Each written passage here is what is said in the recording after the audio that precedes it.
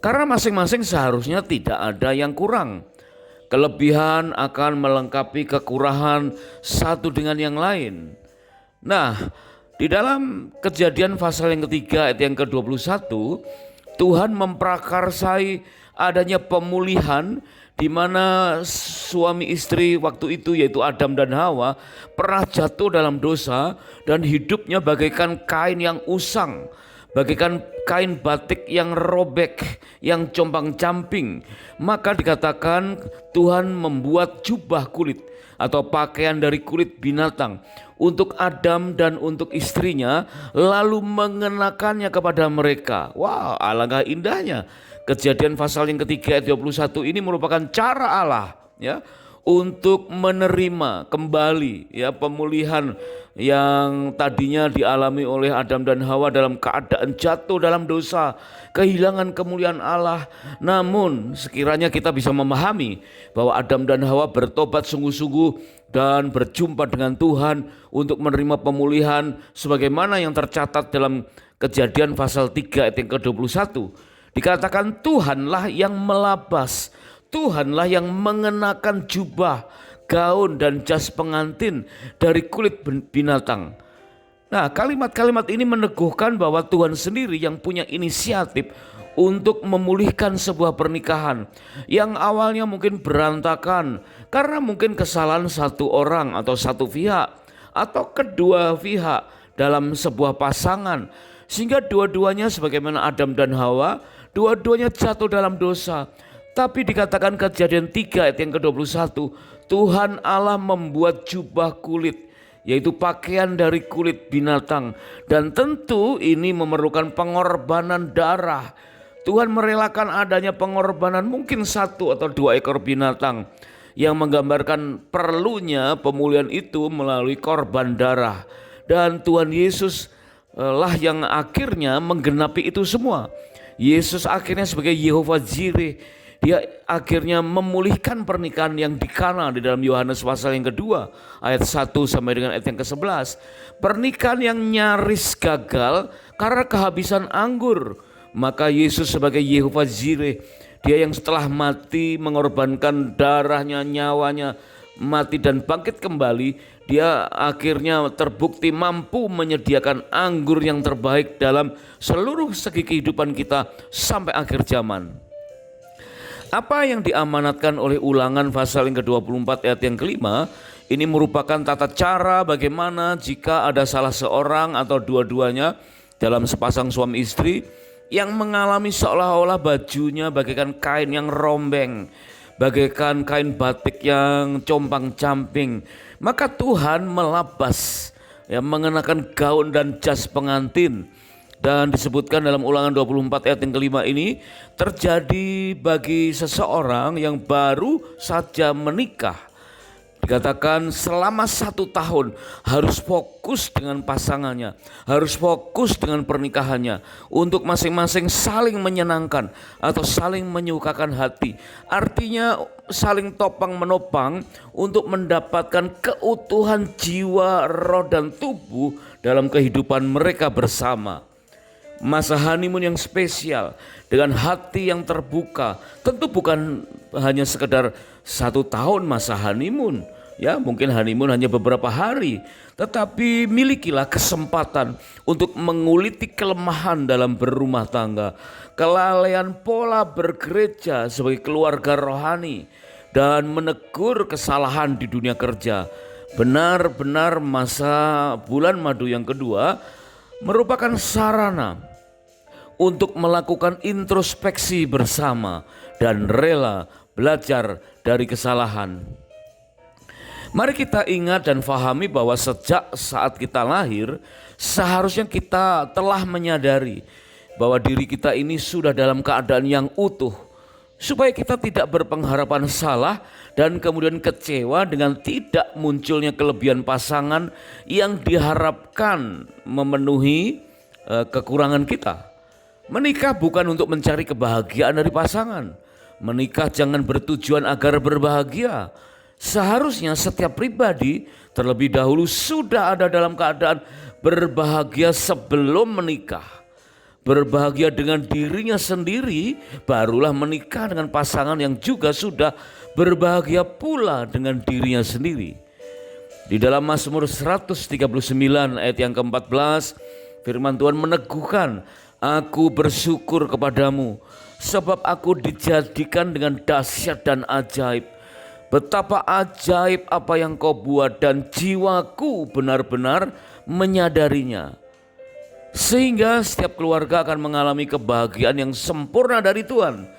Disinilah pentingnya pemulihan gambar diri atau citra diri yang sempurna dari Tuhan bagi setiap pribadi, bahkan sebelum menikah. Masing-masing hendaknya menyadari bahwa dirinya dahsyat dan ajaib, senantiasa bersyukur dengan jiwa yang benar-benar menyadarinya. Betapa pentingnya bahwa masing-masing pribadi ada dalam keadaan utuh dan sudah berbahagia dengan dirinya sendiri.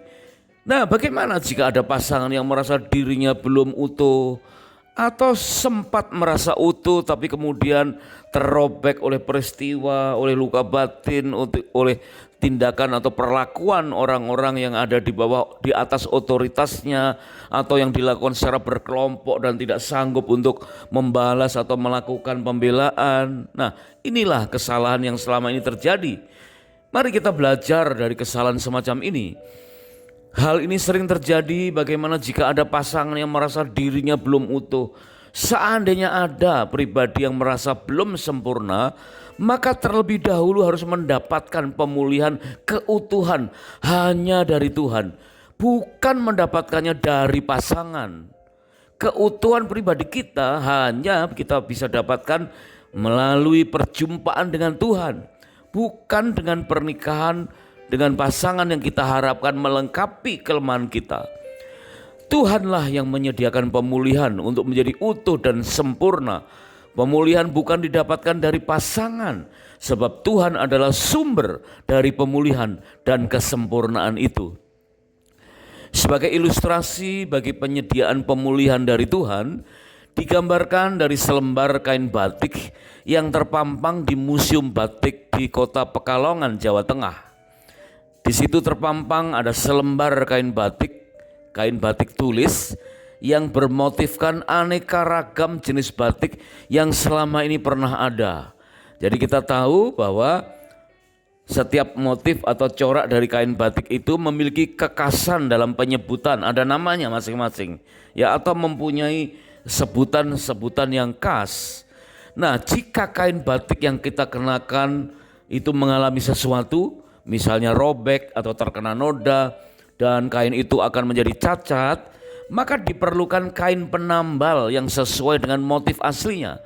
Sebab itu diperlukan selembar kain seperti yang terpampang di Museum Batik tersebut yang bercorak aneka ragam motif batik untuk menyempurnakan kembali setiap kain yang rusak.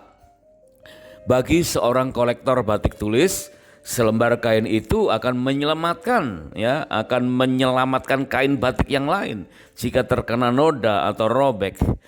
Jika terhadap kain batik yang adalah buatan tangan manusia saja, ada kemudahan untuk pemulihan.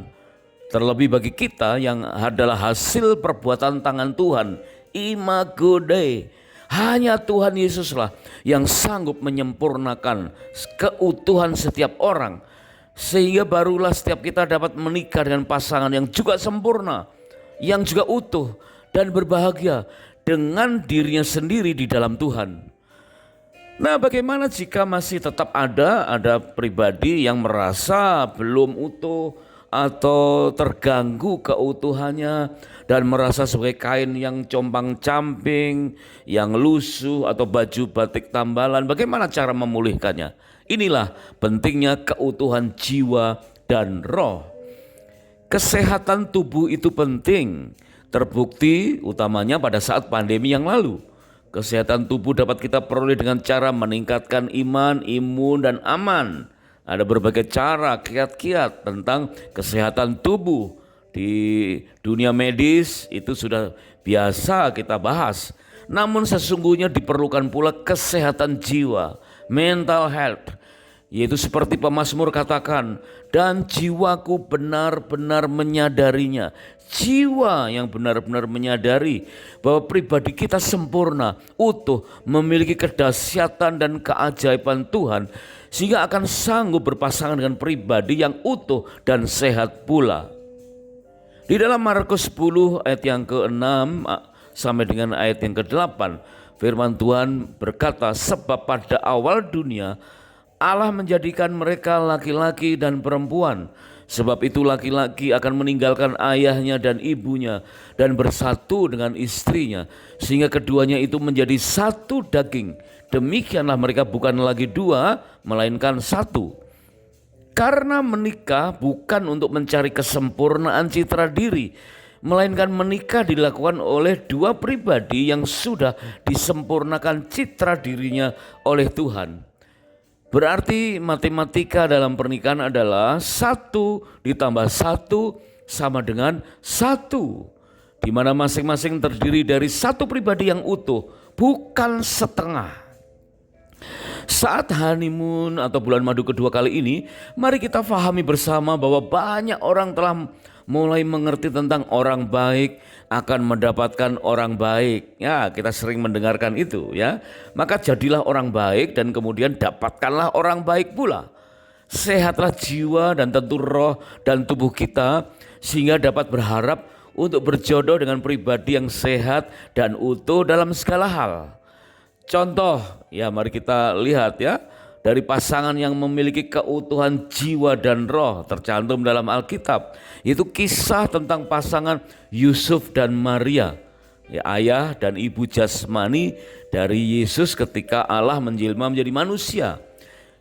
Yusuf dan Maria adalah pasangan remaja yang sebelumnya sama sekali tidak siap untuk mengalami intervensi Tuhan dalam perjodohannya. Yusuf sedang mempersiapkan pernikahannya, mendadak mendapati Maria tunangannya telah hamil bukan dari perbuatannya. Kondisi Yusuf jauh dari keadaan yang utuh jiwa dan rohnya, melainkan serasa hancur lebur dengan harapan masa depan yang berantakan. Namun demikian pula bagi Maria, dari hati yang sedang berbunga-bunga saat bertunangan, menunggu sang kekasih mempersiapkan segala sesuatunya, berubah menjadi ketakutan dan terbayang kehancuran masa depan. Kita tahu bahwa hamil di luar nikah, apalagi hamil di luar nikah, ya perzinahan saja dikatakan hukumannya adalah hukuman mati melalui dilempar batu atau hukum rajam. Padahal kita tahu bahwa menikah bukan untuk mencari kesempurnaan citra diri. Menikah hanya untuk dua pribadi yang utuh yang sudah disempurnakan oleh Tuhan. Bagaimana keadaan Maria dan Yusuf? Masing-masing mengalami lukanya masing-masing, mengalami kekecewaan masing-masing, karena mereka belum tahu apa rencana Tuhan dalam dirinya. Kadang-kadang seperti inilah ya. Sebetulnya kita masih ada dalam keadaan utuh, tapi karena kita tidak tahu rencana Tuhan ke depan, maka seperti Maria, seperti Yusuf merasa keutuhannya itu terganggu dan rasa tertolak, rasa tidak berdaya. Keutuhan jiwa dan rohnya berubah menjadi tanda tanya besar. Di dalam Lukas 1 ayat 13 dikatakan, Maria, bagaimana hal itu mungkin terjadi? Ya, Maria menjawab pertanyaan atau perkataan malaikat yang mewakili Tuhan. Dikatakan, karena aku belum bersuami. Itulah keadaan Maria, ya, pergumulan Maria. Yusuf dan Maria perlu memperoleh kembali keutuhan jiwa dan rohnya, dan masing-masing harus mendapatkannya dari Tuhan. Pemulihan keutuhan bukan berasal dari kepandaian, pengalaman, atau upaya pribadi. Pemulihan bukan pula berasal dari bantuan manusia, tetapi dari perjumpaan dengan Tuhan melalui malaikatnya. Itulah yang dialami Yusuf dan Maria. Saat ini kita mudah untuk menilai bahwa keberadaan Maria sebagai sedang mendapatkan berkat yang besar. Ya, sebagai ibu Yesus itu berkat yang terbesar di seluruh dunia. Sejatinya saat kejadian yang lalu itu, berkat besar yang diterima oleh Maria juga berdampak membawa sejumlah persoalan yang besar pula. Yusuf jadi calon suami yang juga mengalami sesuatu hal yang jauh melampaui kemampuannya untuk bisa ditanggung oleh kebanyakan pria lain. Yusuf perlu peran Tuhan. Maka malaikat menjumpai Yusuf untuk memulihkan keutuhan jiwa dan rohnya dan berkata, "Janganlah takut Yusuf. Anak yang di dalam kandungan Maria adalah dari Roh Kudus. Dialah yang akan menyelamatkan umatnya dari dosa." Matius 1 ayat 20 dan 21. Malaikat juga menjumpai Maria untuk memulihkan keutuhan jiwa dan rohnya dan berkata, "Roh Kudus akan turun atasmu. Anak yang akan kau lahirkan itu akan disebut kudus, anak Allah." Lukas 1 ayat 35. Demikianlah berlaku bagi setiap pasangan. Hendaknya masing-masing mendapatkan keutuhan jiwa dan roh oleh sebab perjumpaan pribadi dengan Tuhan dan memahami ada tujuan Tuhan dalam hidup kita. Keadaan semacam itu secara real di hari-hari akhir ini pernah dialami oleh sepasang calon pengantin yang nyaris hampir membatalkan rencana pernikahan mereka. Ini sebagai salah satu kasus yang perlu kita ketahui, tentu tanpa menyebutkan nama dan lokasi mereka, ya, untuk menjaga privasi dari kisah ini. Kisahnya berawal saat seorang pemuda yang tampan dan cukup berada sedang jatuh cinta dengan seorang gadis cantik yang menjadi idola banyak orang, menjadi idola rekan-rekan sebayanya, dan sebut saja nama wanita itu Natalia. Maaf, ini tentu bukan nama sebenarnya. Setelah membina hubungan yang cukup lama, sang pemuda mulai mendapati beberapa sikap aneh dari kekasihnya. Aneh dalam tanda petik, ya. Jika bergaul secara sepintas tidak tercium gejala apapun, hanya dengan kepekaan khusus setelah menempuh waktu yang cukup panjang, barulah sang pemuda dapat menyadari adanya sesuatu yang berkaitan dengan kepribadian gadisnya, si Natalia yang cantik itu. Ternyata dinilai tidak ada keteguhan dalam pegang janji, mudahnya tersulut emosi dengan kemarahan yang meledak-ledak, dengan mengeluarkan kata-kata dan caci maki, dan terselip kurangnya kasih sayang. Sang pemuda cepat mengambil kesimpulan bahwa Natalia kekasihnya itu mengalami kerapuan jiwa, ada problem mental health. Jiwanya tidak utuh dan perlu penanganan khusus agar pernikahan tetap dapat terlaksana dengan baik. Melalui serangkaian penanganan, konseling dan seterusnya, tersingkaplah penyebab utama kerapuan jiwa gadis cantik tersebut. Natalia ternyata berasal dari sepasang orang tua yang bahagia, yang sebelumnya punya niat baik bagi pasangan tante adik mama. Orang tua Natalia waktu itu telah memiliki sepasang anak, laki-laki dan perempuan, sehingga sejak berusia 3 tahun Natalia sebagai anak ketiga diberikan kepada keluarga tante adik mamanya yang lama menikah dan belum dikaruniai anak. Sampai Natalia berusia 9 tahun, keluarga tante ini tidak juga dikaruniai anak. Bahkan tante suatu saat meninggal dunia dan om atau ayah angkat Natalia ini menikah lagi, kemudian mempunyai 2 anak, ya, sebagai sepasang adik dari Natalia. Wah, kelihatannya aman, baik-baik saja, ya.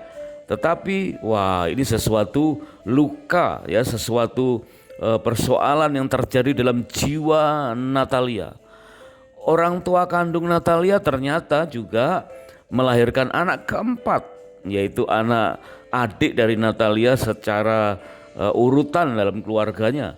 Seorang anak laki-laki, dan tidak lama kemudian ayah kandung Natalia meninggal dunia. Nah, dapatkah kita bayangkan ketiadaan ikatan kejiwaan yang erat bagi Natalia, si gadis cantik ini, terhadap keluarga manapun?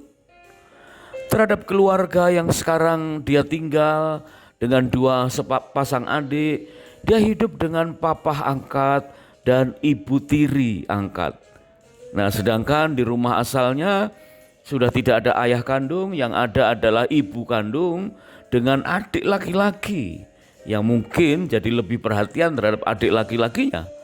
Beruntunglah Natalia dipertemukan dengan seorang pemuda yang peka dan rela mengupayakan pemulihan, sehingga dipulihkanlah keutuhan jiwa dan roh serta menemukan tujuan Tuhan dalam hidupnya.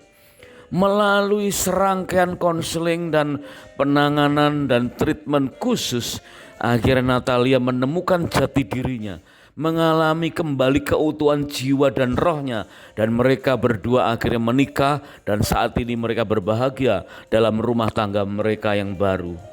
Nah, setiap pribadi sebagai pasangan hendaknya sewaktu mengadakan bulan madu kedua dapat lebih memantapkan cara pandang Tuhan terhadap dirinya sendiri dan pasangannya. Menyadari bahwa diri kita dan pasangan adalah pribadi yang sama-sama ajaib dan dahsyat, yang menyandang tujuan ilahi sebagai imago Dei yang mempunyai tujuan Allah. Itulah cara bagaimana mendapatkan pengertian bahwa setiap pasangan sebagai dua pribadi yang utuh jiwa, roh, dan tubuh. Dan bagaimana jika salah satu merasa sebagai kain atau baju batik tambalan, maka harus segera mengalami pemulihan dalam perjumpaan dengan Tuhan. Karena Roma 11 ayat 36, sebab segala sesuatu dari Dia, dari Tuhan, dan oleh Dia, oleh Tuhan, dan kepada Dia, yaitu kepada Tuhan, bagi Dialah kemuliaan sampai selama-lamanya.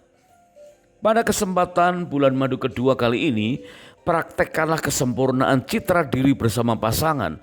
Lakukan doa hanya berduaan dengan pasangan untuk bersama-sama merindukan adanya pembaharuan pikiran, perasaan, dan keinginan sehingga menjadi pribadi yang utuh.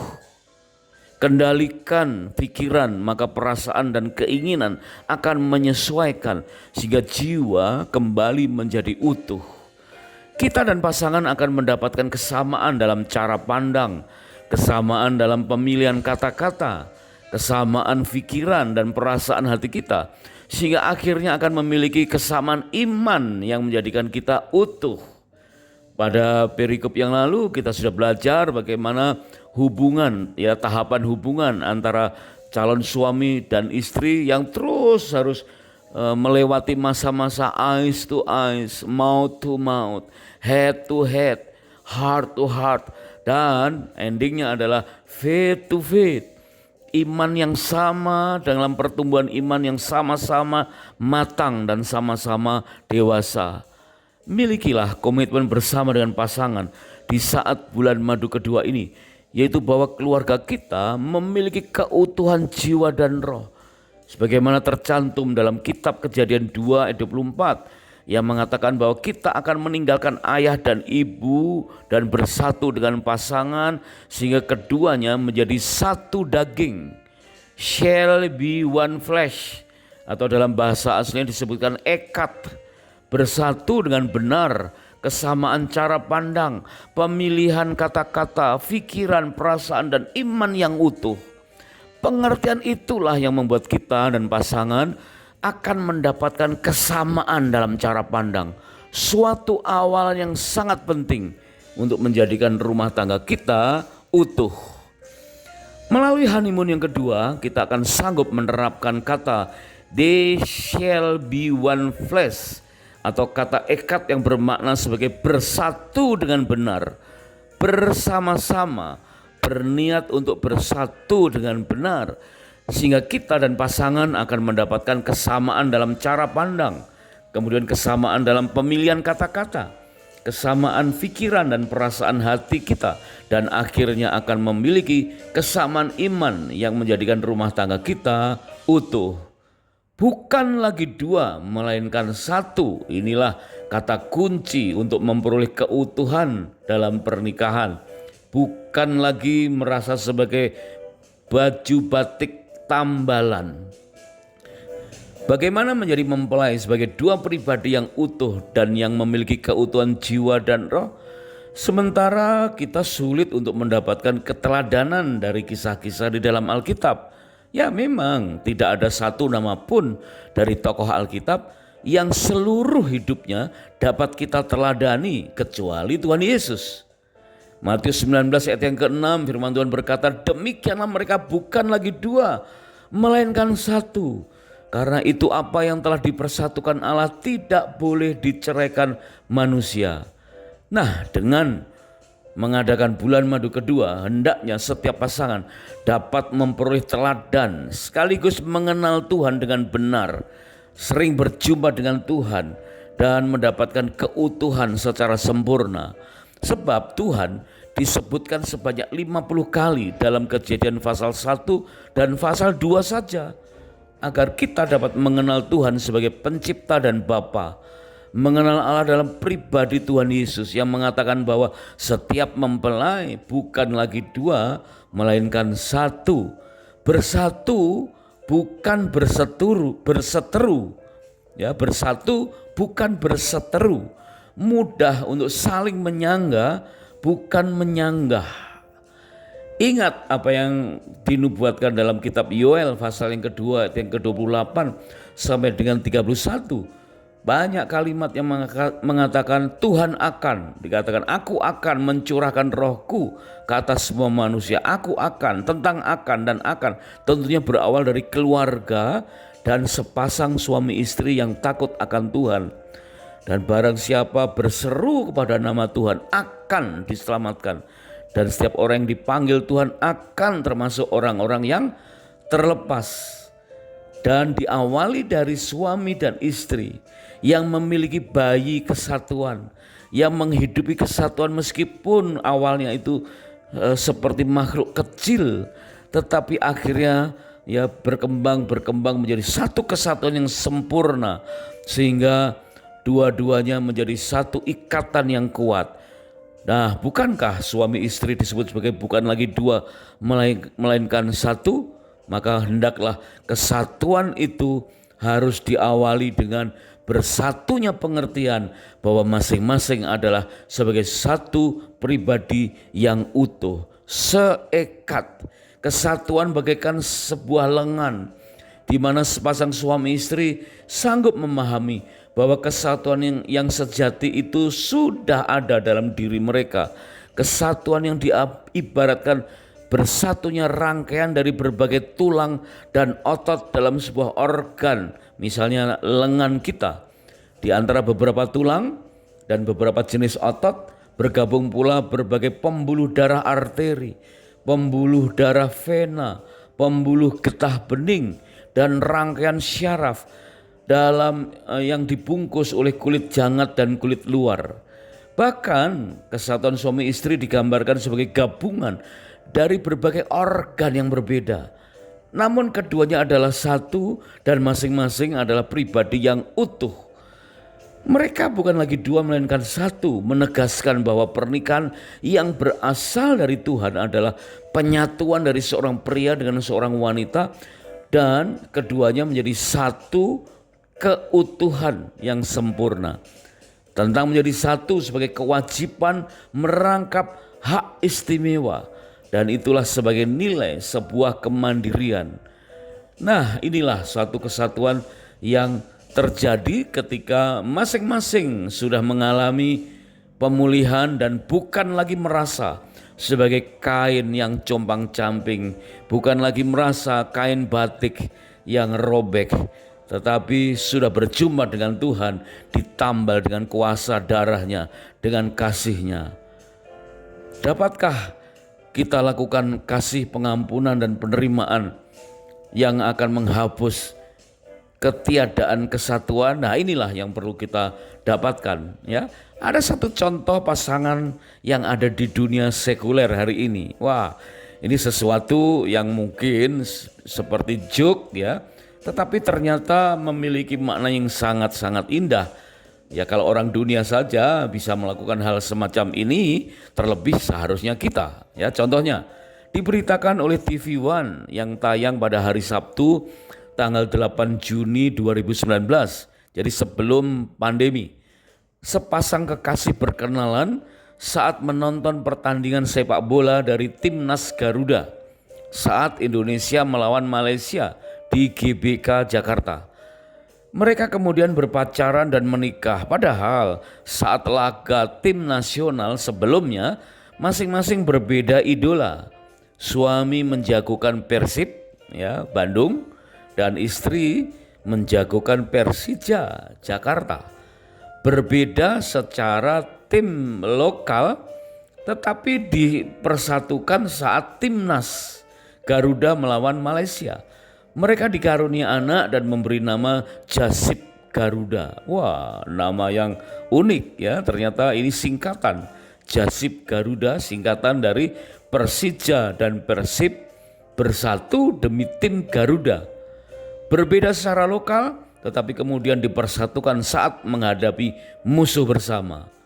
Wah, ini satu contoh yang benar-benar ya meneguhkan bahwa pentingnya kesatuan dalam pribadi yang utuh. Mungkin mereka lupa bahwa yang seharusnya menjadi keutuhan utama mereka adalah menjadi mempelai dengan pribadi yang utuh, bukan sekedar dipersatukan karena melawan musuh sama dari luar negeri, dalam hal ini Malaysia ya.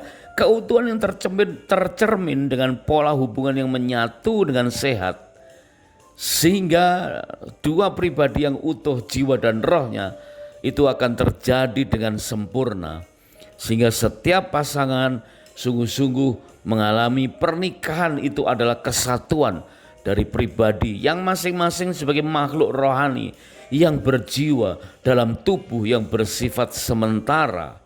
Ya, kita tahu tubuh kita sementara, tetapi ingatlah bahwa kita makhluk rohani yang berjiwa, berarti ada pikiran, perasaan dan keinginan yang perlu dipersatukan. Ya, jiwa yang utuh yang tidak lagi mengalami luka batin dan masing-masing bisa bersatu sehingga dua pribadi ini bisa membangun rumah tangga yang harmonis. Dan kesegambaran dan keserupaan dengan Tuhan menjadikan pasangan sebagai pribadi yang utuh, kasih sebagai sifat ilahi dalam berkeluarga. Masing-masing hendaknya menemukan gambar diri atau citra diri yang sempurna dari Tuhan, sehingga setiap pasangan adalah gabungan dari dua pribadi yang utuh. Nah, apa yang terjadi? Bulan madu memberi kesempatan buat kita untuk menjadikan kita masing-masing adalah pribadi yang utuh dan kemudian bisa bersatu